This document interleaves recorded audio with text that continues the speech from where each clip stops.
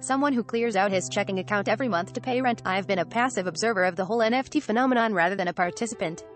When you can't afford one anyway, it's much more tempting to see the technology as a gimmick, the scene's adoptions of language like democratization, as half-hearted cosplay for assets available mainly to the very rich, and the whole enterprise as a scam by people too rich to get in trouble for scamming. Especially when NFTs mostly look like shit. They look like the kind of thing that in the past might have earned you a modest following on DeviantArt, but these things are getting sold at Sotheby's. A few weeks ago, though, erstwhile countercultural Bible Rolling Stone collaborated on a zine with the Bored Ape Yacht Club NFTs, saying that they had built an immersive, fantastical world, and advertised one of their creators comparing themselves to the Beastie Boys on tour with Madonna. Steph Curry had one, another sold for $2.7 million. As of this writing, the cheapest one you can buy is for sale at around 50 Ethereum, about $200,000. I got into a frenzy and skimmed a New Yorker article. It taught me that when you buy or mint one of 10,000 available NFTs, an algorithm sorts a bunch of random attributes to create a cartoon of a monkey, the bored ape, that, while an instantly recognizable variation on the theme, is unique. One is shooting laser beams from its eyes, the next has 3D glasses. One frowns in front of a cyan background, the next grimaces over a mauve background. By virtue of that uniqueness, it becomes an asset, and membership among the owners of the yacht club makes it valuable. But what about the NFT, the thing that costs hundreds of thousands of dollars?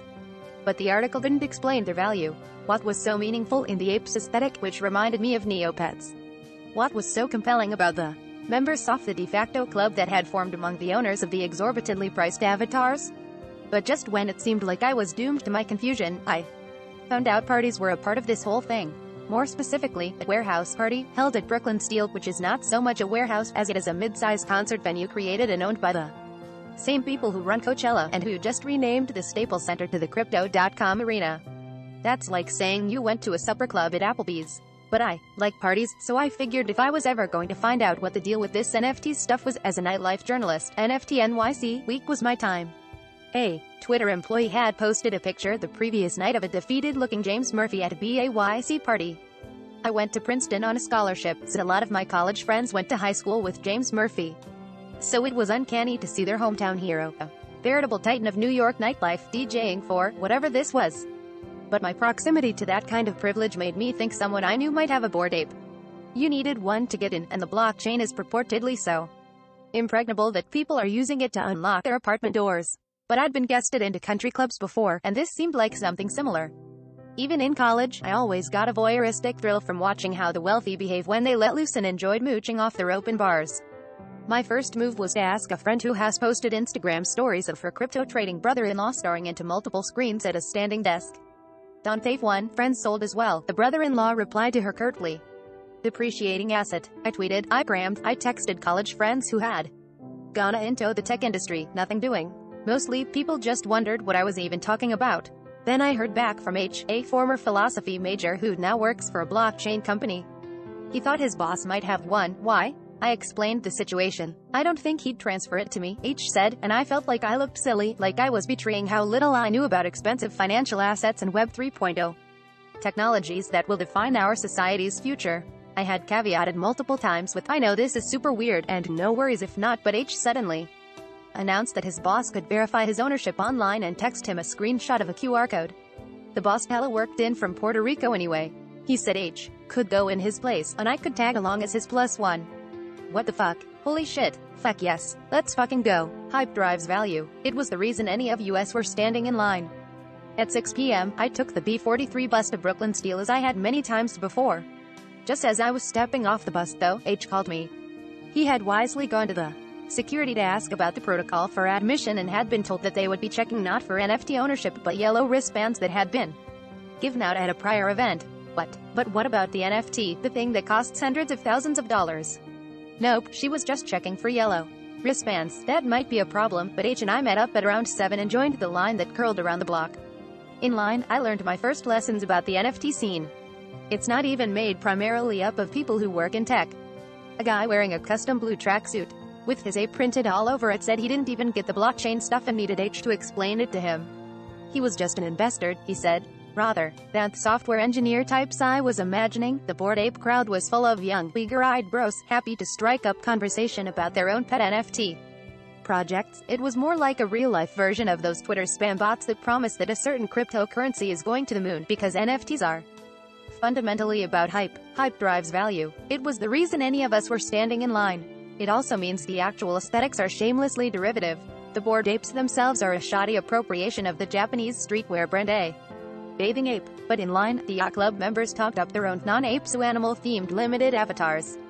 Everyone else, however, had yellow wristbands, and sure enough, another security guard advised us to step out of the line when we neared the front.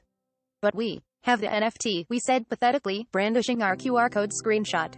She had no idea what the fuck we were talking about. I could not believe that. Having gotten, by proxy, this 1 in 10,000 cartoon monkey worth $500,000, that we were not going to get let in because of, resort rules, but we accepted the judgment, went to the nearby bar Tom and Jones, and drank for an hour, talking about love. I joined the longest line to a men's room I've ever seen. By around 10 p.m., we were ready to head home. Do you want to just go back and try one more time? H asked. Yeah, fuck it. We decided that maybe if we persisted, we could annoy people long enough that they'd call someone who knew the value of our QR code screenshot. As we stepped into the crowd between the food trucks and the entrance, though, security waved us in without asking us to pull up our sleeves. The irony was not lost on me that actually getting the non-fungible token had no bearing whatsoever on us being denied entry at first or later when we got in. But, honestly, I'll be chasing the high I felt when we illicitly crossed that threshold for the rest of my life. B.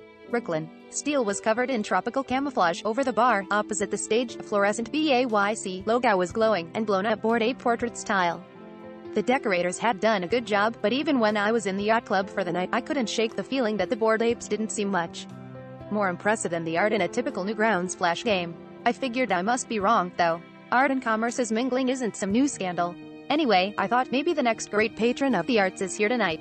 100 years from now, scholarship kids at an art school will call each other's ice out to take classes in a building with his name on it. Tonight, he's doing a backflip in the photo booth, picking up his Stella Artois cider, and heading back to the dance floor to try to grind on his coworker to Reptilia.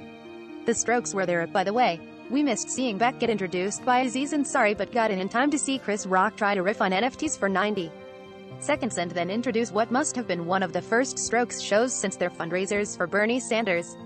This is kind of about art, right? Julian Casablancas pleaded from the stage. NFTs? I don't know, what the hell? All I know is, a lot of dudes here tonight. The other members of the Strokes wore stony expressions and gripped their instruments like nervous high schoolers at a talent show. Casablancas was right about the gender breakdown. I joined the longest line to a men's room I've ever seen.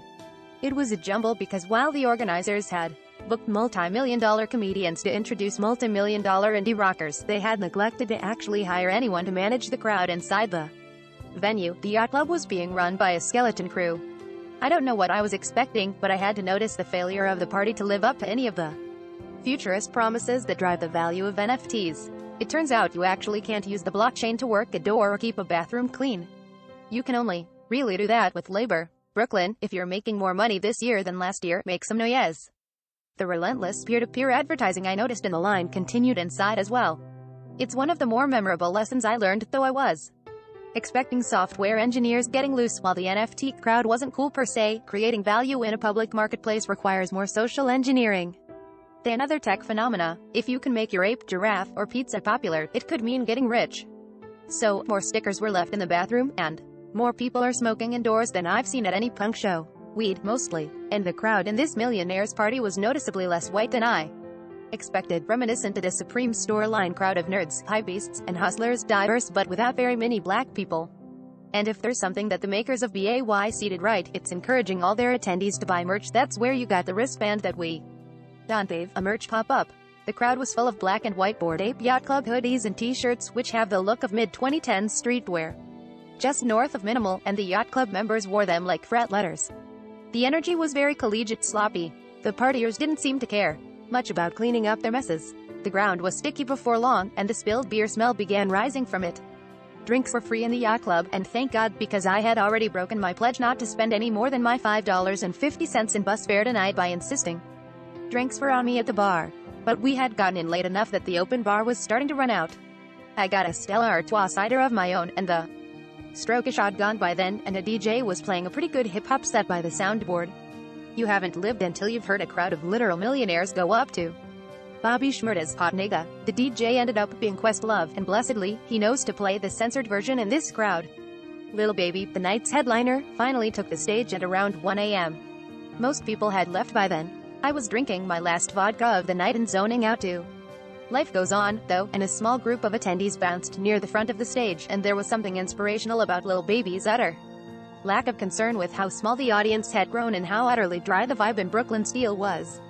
He had none of Julian Casablanca's cool kid embarrassment or Chris Rock's self-consciousness. He was simply getting to the bag. Brooklyn, if you're making more money this year than last year, make some noise, his hype man screamed to the crowd's delight. I'm a taker and not a maker, so because unemployment ran out, I don't think that'll be quite the case for me. I think he's got the right idea, though. On the walk back to the bus stop, I found myself a little shook by the diversity of the new class of oligarchs, their expensive sneakers, and their knowledge of Lil Baby lyrics. One of the most valuable lessons I've learned as a scholarship kid myself is that after spending enough time in the borderlands between rich and poor, you could still end up dying as poor as you were born, no matter how many times you party with the rich. However strained the atmosphere of people trying very hard to make the party cool because their ROI depends on it may have been, I thought I might finally be learning to emulate the money moves of the Casablancas and the James Murphys rather than their subversive poses. They wised up at some point, whereas I still hadn't learned. Culture is cheap, and the Bored Apes were right to turn it into a token. If only I'd bought in sooner.